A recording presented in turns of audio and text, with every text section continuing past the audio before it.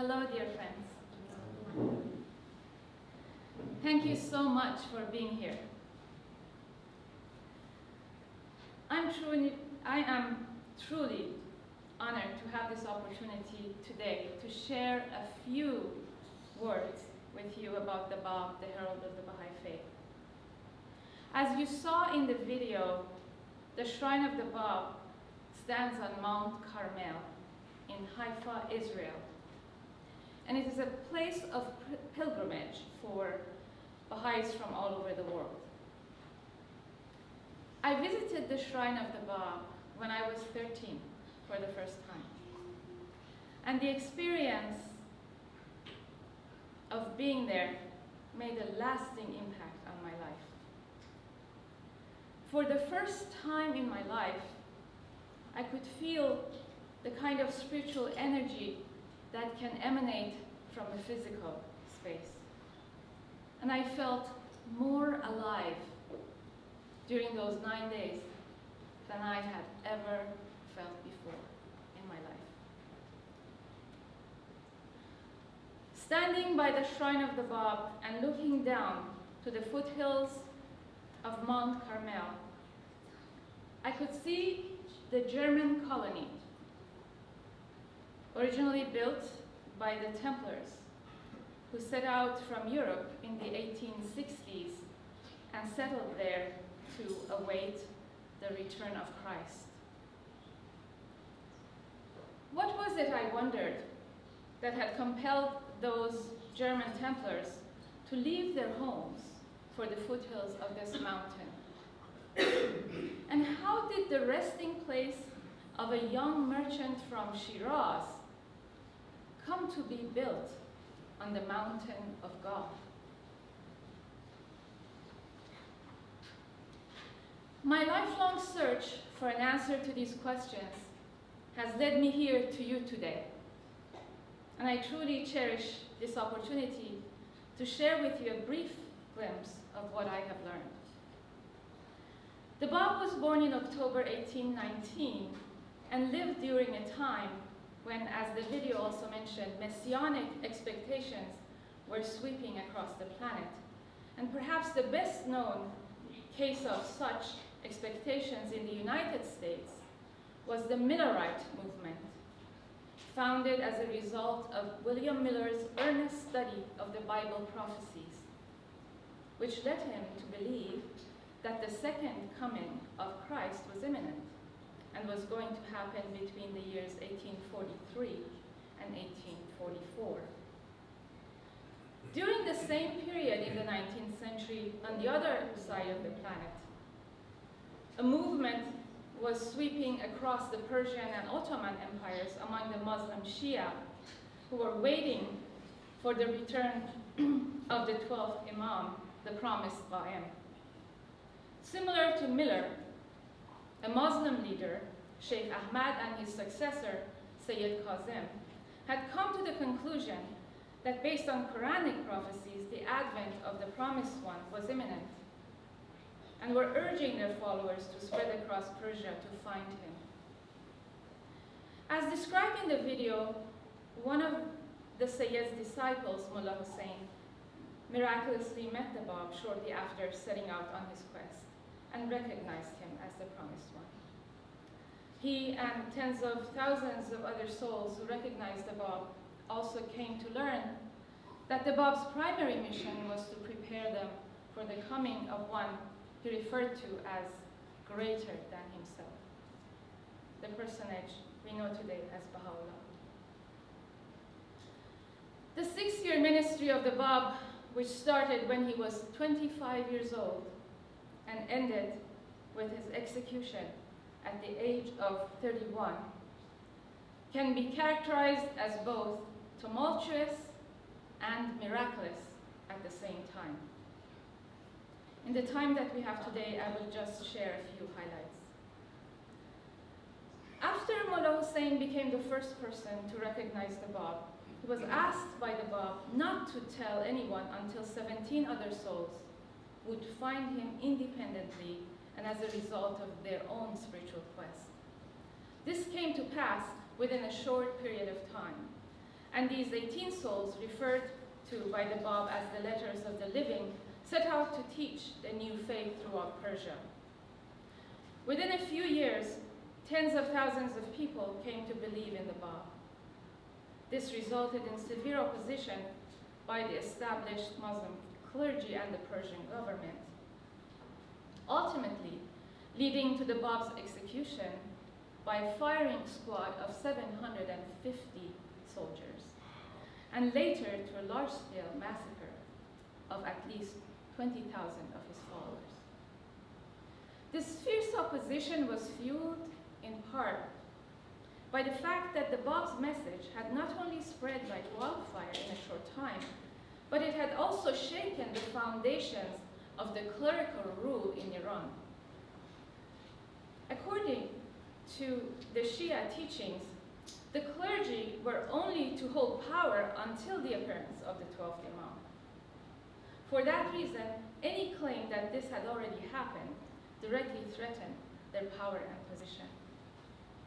The Babi faith continued to grow, despite the fact that for almost all of the 6 years of his ministry, the Bab was a prisoner and an exile. Born and raised in Shiraz, a southern city in Iran, he was successively exiled through many cities after his declaration, further up to the north, until reaching the two cities of Cherif and Maku near the Russian border. Throughout the time that the Bab was imprisoned in different cities, his magnetic personality and spiritual power attracted many people from the area who kept coming to visit him. But he was seen and heard in public only on rare occasions, the most notable of these events being his trial and his execution. The Bab's growing influence while he was imprisoned in a dark cell in Maku led the Prime Minister of Persia to order that he be moved to another fortress in another city. But he soon found out that there too, some of the most distinguished clergy in the region had accepted the Bab and had left their positions to follow him. And so he gave orders to have the Bab sent immediately to another major city in the province, Tabriz, where the authorities organized a gathering of the top clergy in the land, who were also the judges at the time in all matters, to examine the Bab in a trial-like setting and find the best way to put an end to his influence.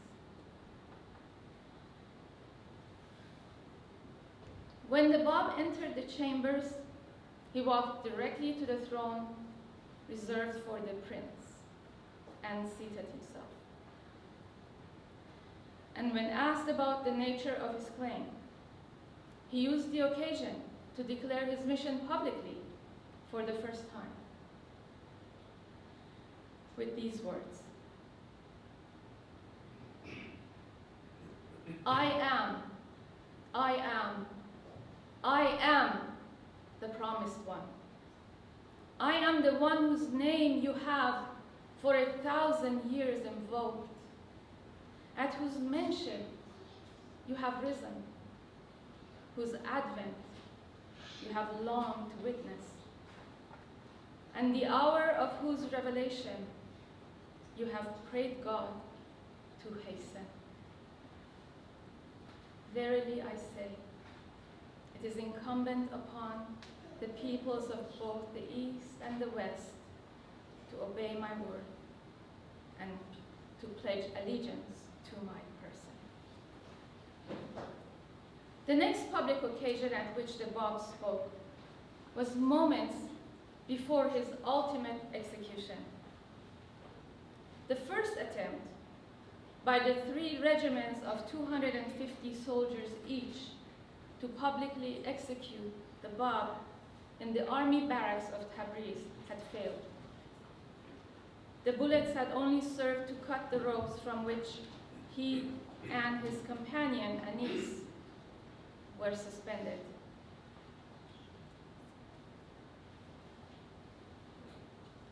and the commanding officer, Sam Khan, had walked away from the scene. As the new regiments were preparing to try again, the Bab addressed the spectators in these words: "Had you believed in me, O wayward generation, every one of you would have followed the example of this youth. The day will come when you will have recognized me. That day I shall have ceased to be with you." After the Bab's martyrdom, his body, fused with that of Anis, who had begged to be martyred with him, were thrown into a moat outside the city.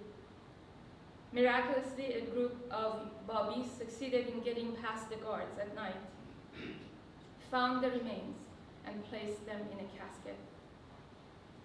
This casket was moved in secret from place to place for nearly 60 years. Finally, it was brought to Mount Carmel and buried there in 1909, at the exact spot that had been designated some 40 years earlier by Baha'u'llah, because he was himself a prisoner in that land as a result of successive exiles under the Persian and Ottoman empires. My most recent visit to the Shrine of the Bab was earlier this year, during the commemoration of the anniversary of the Declaration of the Bab that took place, as was mentioned, on May 23rd, 1844, the same day that the first telegraph was sent. To honor the occasion, the Shrine of the Bab and the 19 terraces below and above it were flooded with light. I was deeply touched as I reflected on how the young prophet of Shiraz, who was persecuted, exiled, and confined in dark cells, came to be enshrined on the mountain of God, surrounded by exquisite beauty and light.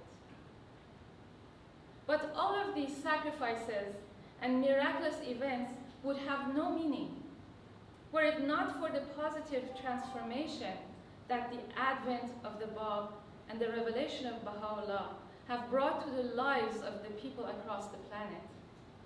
Perhaps that is why the video produced to honor the birth of the Bab focuses much less on telling his story and much more on telling the story of the people who have been touched and transformed by his message. And that is what Baha'is all over the world, who represent a diverse international community of over 2,200 different races and tribes, are striving to achieve.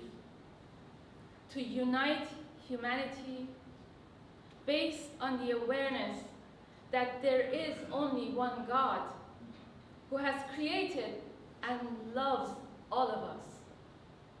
That all founders of faith, including Krishna, Buddha, Zoroaster, Moses, Christ, Muhammad, the Bab, and Baha'u'llah have come from the same divine source, and that there is only one race, and that is the human race.